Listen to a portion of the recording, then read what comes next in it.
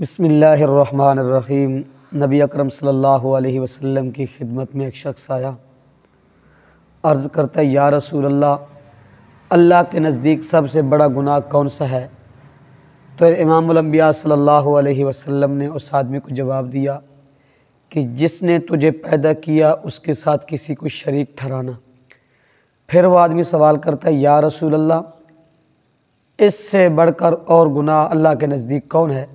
تو امام الانبیاء صلی اللہ علیہ وسلم نے فرمایا کہ تم اپنی اولاد کو اس لیے قتل کرو کہ وہ تمہارے ساتھ کیا کھائے گی۔ پھر فرمایا یا رسول اللہ، اس کے بعد سب سے بڑا گناہ کون سا ہے؟ تو امام الانبیاء صلی اللہ علیہ وسلم نے فرمایا کہ اپنی ہمسائے کی بیوی کے ساتھ زنا کرنا۔ پھر امام الانبیاء صلی اللہ علیہ وسلم نے یہ آیت قرآن پاک کی تلاوت فرمائی، والذین لا یدعون مع اللہ الہا آخر ولا يقتلون النفس التي حرم الله الا بالحق ولا يزنون ومن يفعل ذلك يلقى اثاما۔